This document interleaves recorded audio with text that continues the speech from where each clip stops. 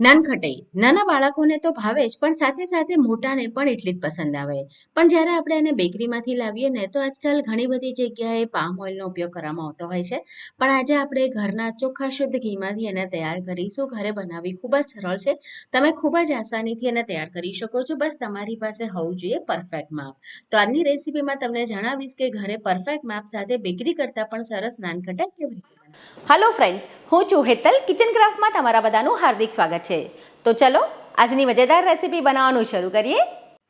Bakery કરતાં પણ સરસ નાનખટાઈ તમારે જો ઘરે તૈયાર કરવી હોય તો એના માટે જોઈશે પરફેક્ટ મેઝરમેન્ટ. તો અત્યારે મેં ઘી લીધું છે વજનમાં 140 ગ્રામ, કપથી મેઝર કરો તો 3/4 કપ. સાથે જોઈશે આપણને સોજી, ઝીણી સોજી લેવાની છે વજનમાં 60 ગ્રામ, કપથી 1/4 કપ. દળેલી ખાંડ 160 ગ્રામ, કપથી મેઝર કરો તો 1 કપ ભરીને. મેદો 180 ગ્રામ, સવા કપ થશે. અને આ છે બેસન. બેસન જોઈશે 75 ગ્રામ, કપથી મેઝર કરો તો 3/4 કપ. અડધો કપ અહીંયા આગળ મેં કાજુ અને બદામ લીધા છે. સાથે 1 ટીસ્પૂન આપણને જોઈશે ઇલાયચીનો પાવડર. પિસ્તાની આ રીતની સ્લાઇસ છે, થોડી આપણે ગાર્નિશિંગમાં ઉપયોગમાં લઈશું, થોડી એની અંદર એડ કરીશું. અને સાથે જોઈશે બેકિંગ પાવડર અને બેકિંગ સોડા. તો આ બધી જ વસ્તુઓ તમારે મેં જે રીતે માપ બતાવ્યું છે તે પરફેક્ટ લેવાની છે. માપ નીચે ડિસ્ક્રિપ્શન બોક્સમાં આપેલું છે.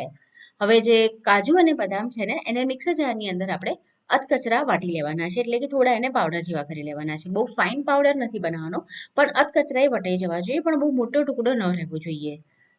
હવે આપણે એક બાઉલ લેવાનું છે અને એની અંદર દળેલી ખાંડને અને ઘીને ભેગા કરવાના છે. ઘી તમારું આ રીતનું થીજેલું હોવું જોઈએ.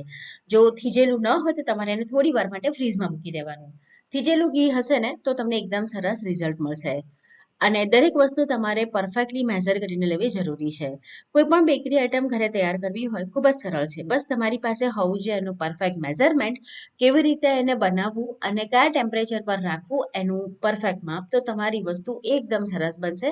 બેકરી કરતાં તમે એકદમ ઘરે ઓછા ખર્ચમાં અને ચોખ્ખી બનાવી શકશો. હવે ઘી અને ખાંડ છે એને આપણે આ રીતે વિસ્કરની મદદથી ફેંટવાનું છે. અને એટલું ફેંટવાનું છે કે એનું એકદમ સરસ ક્રીમી ટેક્સચર આવી જાય. હવે તમારી પાસે જો ઇલેક્ટ્રોનિક બીટર હોય તો તમે એમાં પણ કરી શકો, પણ ઘણા બધા લોકો પાસે હોતું નથી, તો મેં અત્યારે વિસ્કરનો જ ઉપયોગ કર્યો છે. બસ આમાં તમારે 8 થી 10 મિનિટ એને ફેંટવું પડશે, થોડી મહેનત લાગશે. જો ઇલેક્ટ્રોનિક બીટર હોય તો તમારું કામ ઝડપથી થઈ જશે 2 થી 3 મિનિટમાં જ. પણ ન હોય તો તમે આ રીતે પણ કરી શકો છો. બસ તમારે એને આ રીતે ફેંટતા રહેવાનું છે. જેમ જેમ ફેંટશો ને એમ એનું ક્રીમ જેવું એકદમ સરસ ટેક્સચર થશે. આ રીતનું જો એને તમે આમ પાડશો ને તો જે સોફ્ટ પીક આવશે, એટલે આપણે કેક બનાવવા માટે જે વ્હીપિંગ ક્રીમ તૈયાર કરીએ ને બસ એવી ટાઈપનું એનું થોડું ટેક્સચર આવશે. હવે આપણે એની અંદર મેદો અને બેસન બંનેને ચાળીને ઉમેરીશું. ચાળવાથી શું થશે કે મેદો છે ને એનો એક એક કણ છૂટો પડી જશે. બેસનનો પણ એક એક કણ છૂટો પડી જશે. એની અંદર હવા ભરાશે અને તમારી જે નાનખટાઈ છે એકદમ સરસ ખસ્તા બનશે. તો બેસન અને આપણો મેદો બંનેને ચાળીને લેવા ખાસ જરૂરી છે. અને અત્યારે મેં જે પેકેટવાળું બેસન આવે છે ને એનો ઉપયોગ કર્યો છે, એનાથી ખૂબ જ સરસ રિઝલ્ટ મળે છે. અને સોજી જે છે એને ચાળવાની જરૂર નથી, પણ સોજી એટલે કે જે રવો આવે છે ને ઝીણો એ લેવાનો. એવું ન હોય તો ઘરની રેગ્યુલર સોજીને તમારે મિક્સર જારમાં થોડી ગ્રાઇન્ડ કરી લેવાની. તો એ પણ એની અંદર એડ કરી દઈશું. સાથે ઉમેરી દઈએ આપણે ઇલાયચી પાવડર, ફ્લેવર માટે છે. કાજુ અને બદામ જે આપણે ગ્રાઇન્ડ કર્યા હતા એ, અને થોડી પિસ્તાની સ્લાઇસ એડ કરી દઈશું. બેકિંગ સોડા એડ કરી દેવાનો છે અહીંયા આગળ 1/4 ટીસ્પૂન. આપણે જે ખાવાનો સોડા વાપરીએ છીએ એવું નહીં, બેકિંગ સોડા અલગથી આવે છે આ રીતે, એ ઉમેરવાનો છે. અને સાથે એડ કરીશું 1/2 ટીસ્પૂન બેકિંગ પાવડર. તો આ બંને વસ્તુઓ તમારે મેઝર કરીને પરફેક્ટ લેવાની છે અને ચમચીમાં પણ લેવલ કરી લેવાનું. એને બહુ જ ઉપર ભરીને ટેકરો હોય એવી રીતે નથી લેવાનું. હવે આપણે બધી જ વસ્તુઓને સરસ રીતે મિક્સ કરવાની છે. અને તમારા હાથથી તમે મિક્સ કરતા હશો તો હાથની ગરમીના કારણે ઘી ધીમે ધીમે થોડું પતલું થશે અને એકદમ સરસ આપણે લોટ બાંધીએ ને એવી કન્સિસ્ટન્સી આવી જશે.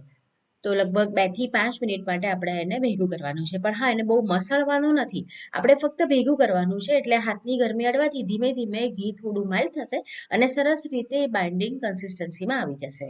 હવે ઘણા લોકો એમ કહે છે કે જો આવું ન થાય તો તમારે એની અંદર થોડું દૂધ એડ કરી દેવાનું કે પાણી, પણ દૂધ કે પાણી કશું જ એડ નથી કરવાનું. જો કદાચ એવું થાય તો તમારે થોડું ઘી એની અંદર પીગળેલું એડ કરવાનું છે, 1 કે 2 ચમચી. પણ દૂધ કે પાણી ક્યારે પણ એડ નથી કરવામાં આવતા નાનખટાઈમાં.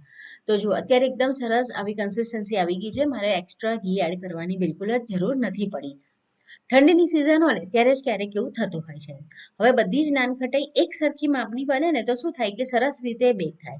તો અત્યારે મેં આ રીતનું નાનો 1/8 કપ આવે છે ને એ લીધો છે. તમે કોઈ પણ નાની વાટકી, ઢાંકણું કંઈ પણ લઈ શકો. તો બધી જ નાનખટાઈ એક સરખા માપની થાય એટલે બેકિંગમાં પણ પ્રોબ્લેમ ના આવે અને જોવામાં પણ સરસ લાગે.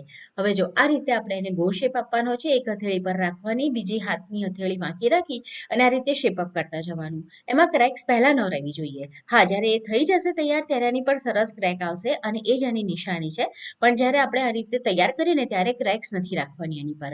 અને એને વચ્ચેથી થોડી આમ ટેકરા જેવી રાખવાની છે. તમે જોયું હશે કે નાનખટાઈ હોય ને એ ફ્લેટ નથી હોતી. તમે ફ્લેટ કરી દેશો તો એ બિસ્કિટ થઈ જશે. નાનખટાઈ હંમેશા થોડીક ઉપરથી આમ ગોળાકાર શેપમાં હોય છે. તો આ રીતે મેં તૈયાર કરી લીધી છે. હવે આપણે ઉપર પિસ્તાની કતરણ લગાડીશું. તો એની અંદર આપણે એને થોડું પ્રેસ કરી લેવાનું.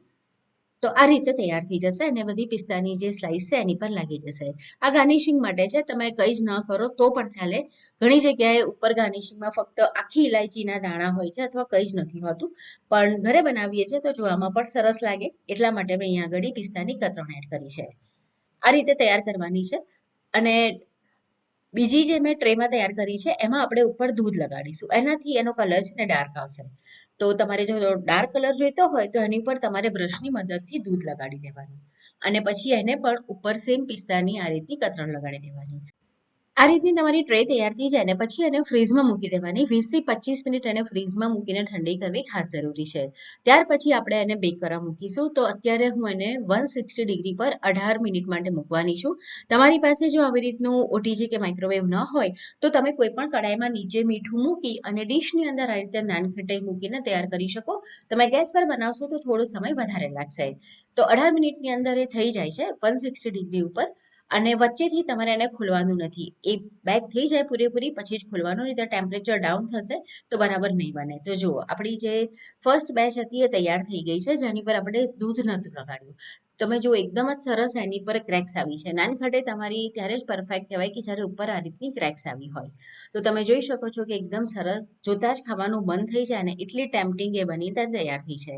હવે જેની પર આપણે મિલ્ક વોશ કર્યું હતું એટલે કે દૂધ લગાડ્યું હતું તો તમે જુઓ એનો કલર છે ને થોડો ડાર્ક છે. તો તમને જો આવી ગમતી હોય તો તમે દૂધનું વોશ કરીને પણ કરી શકો અથવા તો એના વગર પણ કરી શકો. બંનેમાં ટેસ્ટમાં કોઈ ફરક નહીં પડે, ફક્ત ખાલી કલરનો ફરક પડશે. હું તમને તોડીને બતાડું તો તમને આઈડિયા આવશે કે એનું અંદરનું જે ટેક્સચર છે ને એ પણ કેટલું સરસ તૈયાર થયું છે. તમને થોડું નજીકથી એનો વ્યૂ બતાડું તો એની અંદર એકદમ સરસ ખસ્તા ટેક્સચર છે. કલર પણ ખૂબ સરસ આવ્યો છે અને સ્વાદમાં પણ એ એટલી જ સરસ છે. તો તમને જો આજની નાનખટાઈની રેસીપીનો વિડીયો પસંદ આવ્યો હોય તો વિડીયોને લાઇક કરી તમારા ફ્રેન્ડ્સ અને ફેમિલીની સાથે એને વધુ ને વધુ શેર કરો. આવી નવી રેસીપી જોવા માટે જો કિચન ક્રાફ્ટ ચેનલ સબસ્ક્રાઇબ ન કરી હોય તો જરૂરથી કરો. તો ફરીથી મળીશું આવી જ એક નવી મજેદાર રેસીપીની સાથે.